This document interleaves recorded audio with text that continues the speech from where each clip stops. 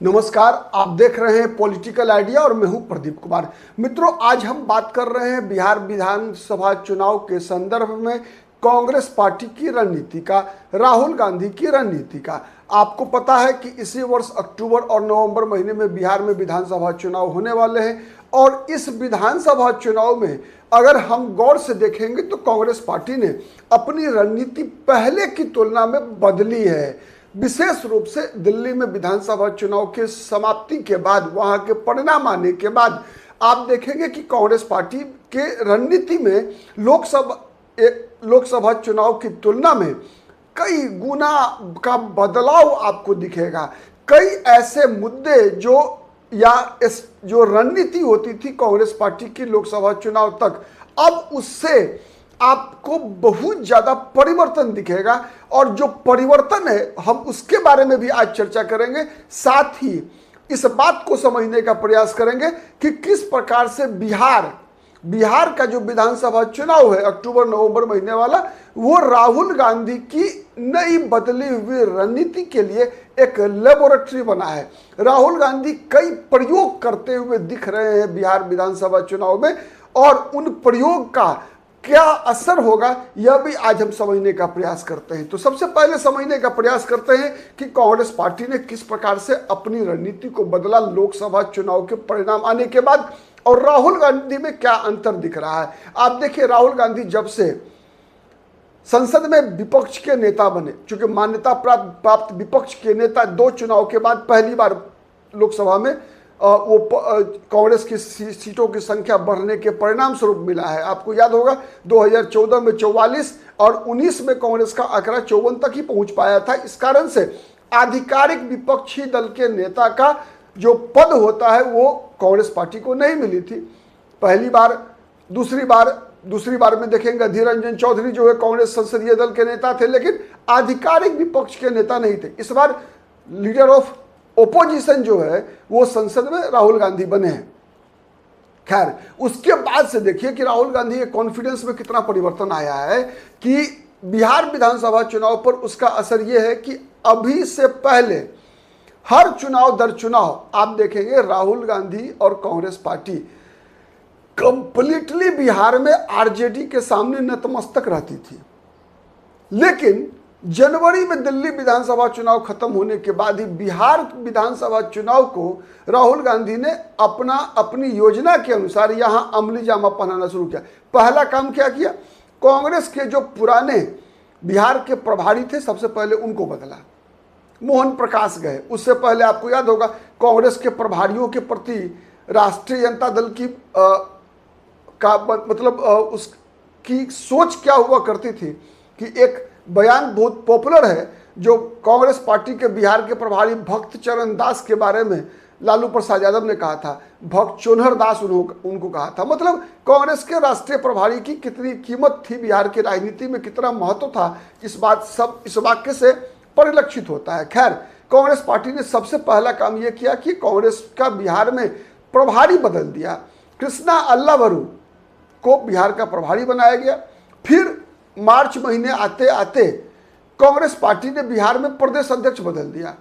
नए प्रदेश अध्यक्ष बने राजेश राम, पहले जो प्रदेश अध्यक्ष थे उनको बदल दिया गया। क्यों बदल दिया गया? इसलिए बदल दिया गया कि अखिलेश प्रसाद सिंह लालू प्रसाद यादव के नजदीकी माने जाते हैं। उससे पहले लोकसभा चुनाव के दौरान ही आपको याद होगा कि विधानसभा में विधायक दल का नेता कांग्रेस बदल चुकी थी। वहां भी अजीत शर्मा जो भागलपुर से विधायक है वो थे विधायक दल के नेता, उनको हटाकर शकील अहमद खान को विधायक दल का नेता बना दिया गया था। ठीक है, इतने परिवर्तन हुए। उसके बाद देखिए मार्च महीने में ही बिहार की राजनीति में कन्हैया कुमार को एक तरह से लॉन्च करते हैं राहुल गांधी। एक जन नेता की छवि बनाने और बनवाने का प्रयास होता है कन्हैया कुमार का बिहार की राजनीति में। उस कन्हैया कुमार को, जिसके बिहार में प्रवेश करने पर लालू यादव का परिवार ने रोक लगा रखा था, उसके बावजूद कन्हैया कुमार को जननेता के रूप में प्रमोट करने का प्रयास होता है। कैसे कि कन्हैया कुमार ही वो व्यक्ति होते हैं जिनके द्वारा कांग्रेस पदयात्रा शुरू करती है बिहार में। नाम होता है नौकरी दो पलायन रोको पदयात्रा। और कन्हैया कुमार को यूथ आइकन के रूप में बिहार में प्रमोट करने की योजना बनती है।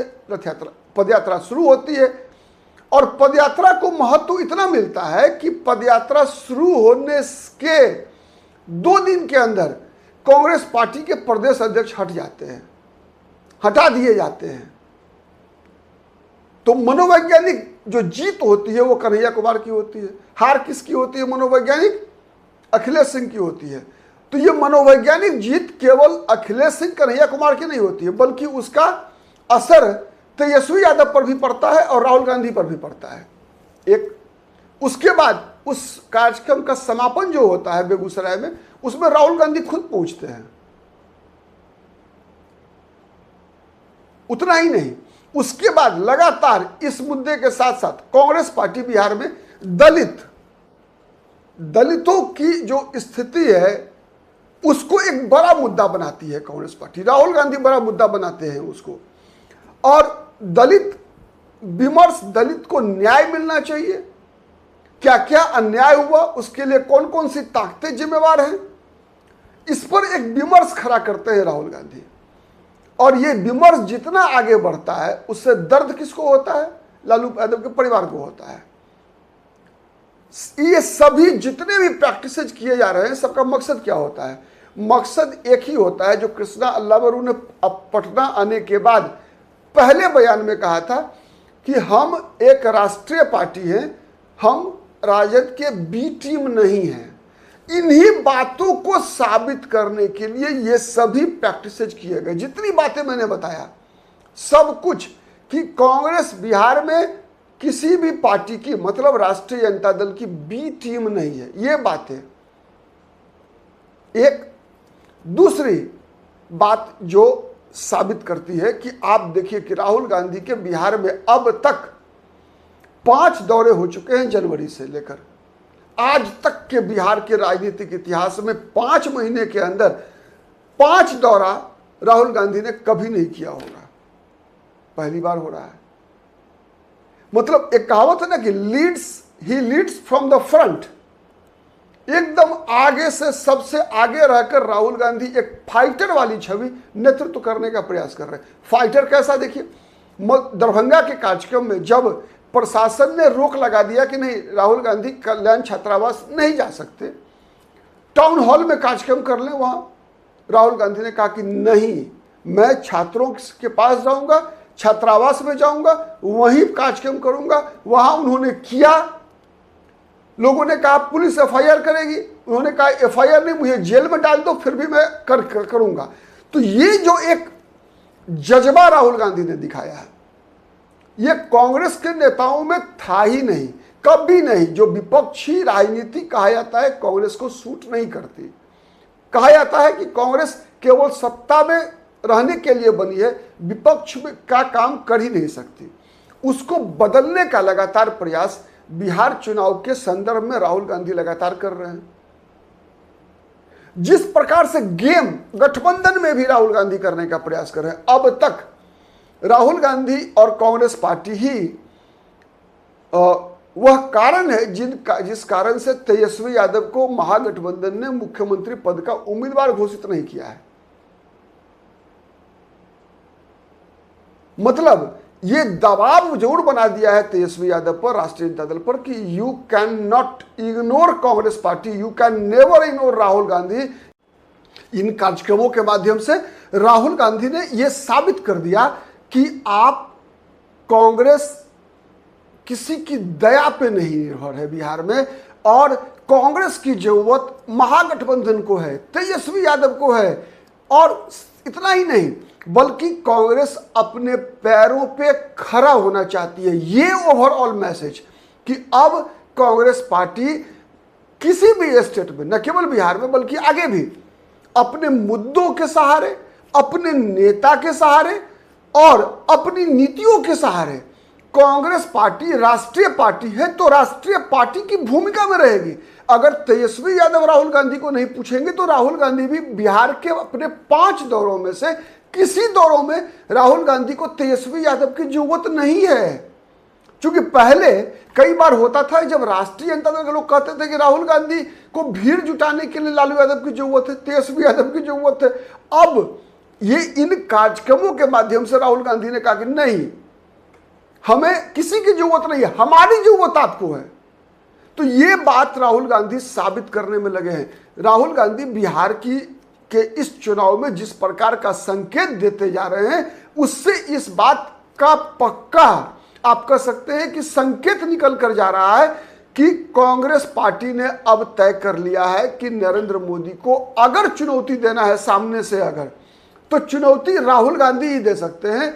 राहुल गांधी जब तक आश्रित रहेंगे तेजस्वी यादव पर बिहार में, अखिलेश यादव पर बिहार में, या फिर पश्चिम बंगाल ममता बनर्जी पर, स्टालिन पर निर्भर रहेंगे तमिलनाडु में, तब तक कांग्रेस की जब तक शक्ति नहीं बढ़ेगी, तब तक राहुल गांधी क्षेत्रीय दलों की शक्ति बढ़ाने का माध्यम नहीं बनेंगे, बल्कि क्षेत्रीय दलों का उपयोग करेंगे कांग्रेस की शक्ति बढ़ाने के लिए। यह संकेत निकल कर आ रहा है बिहार विधानसभा चुनाव से। और यह कैसे करेंगे, उसके लिए पूरे राष्ट्रीय राजनीति में अगर हम देखें तो शायद राहुल गांधी ने यह तय कर लिया है कि बिहार उसके लिए प्रयोगशाला होगी।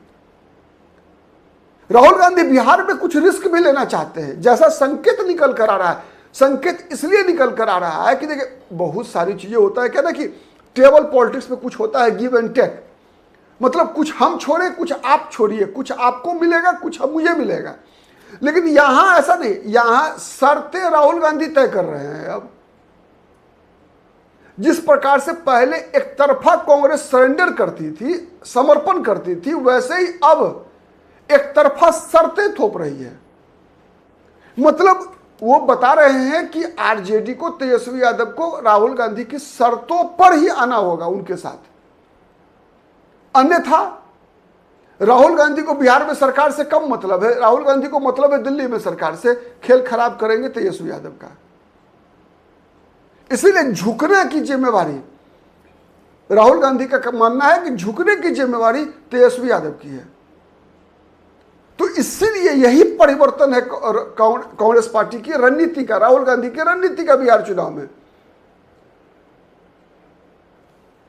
और आने वाले दिनों में आप देखेंगे कि जिस प्रकार से कांग्रेस पार्टी नेतृत्व के स्तर पर भी, देखिए बिहार में अभी आज 5 महीने पहले तक अगर आप कहते हैं कि बिहार में कांग्रेस का नेता कौन, तो आपको लगता है आपके पास जवाब नहीं होता। कौन है नेता? आज आप कह सकते हैं कांग्रेस का नेता कन्हैया कुमार, कांग्रेस का नेता पप्पू यादव, कांग्रेस का नेता राजेश राम, कांग्रेस का नेता शकील अहमद खान, कांग्रेस का नेता राहुल गांधी। आज आप कह सकते हैं। यह स्थिति बना के राहुल गांधी ने छोड़ा है बिहार में। तो जो कारण थे कि कांग्रेस में जो राज्यों के छत्रप भी अपनी भूमिका निभाया करते थे 1990 तक, अब देखेंगे बिहार उत्तर प्रदेश की राजनीति में, इसलिए 90 में बता रहा हूं क्योंकि बिहार और उत्तर प्रदेश की राजनीति में 90 के बाद कांग्रेस लगभग धीरे धीरे खत्म होती गई। तो वो दिन कि हर राज्य में कांग्रेस के पास 4-5 बड़े नेता हुआ करते थे, वो चीजें बिहार में दिख रही है। तो ये एक सकारात्मक संदेश राहुल गांधी देने में कामयाब हुए हैं। अब इसको चुनावी सफलता में कितना कन्वर्ट कर पाते हैं, ये तो रिजल्ट के बाद पता चलेगा। इसीलिए मैंने कहा कि बिहार कांग्रेस के लिए राजनीतिक प्रयोगशाला है। अगर ये प्रयोग सफल हुआ तो पूरे देश भर में लागू होगा, और सफल हुआ तो इसका मतलब होगा कि फिर से एक बार राहुल गांधी को अपनी रणनीति, अपनी योजनाओं पर पुनर्विचार करना होगा। आज के लिए इतना ही। बहुत बहुत धन्यवाद। नमस्कार। जय हिंद, जय भारत।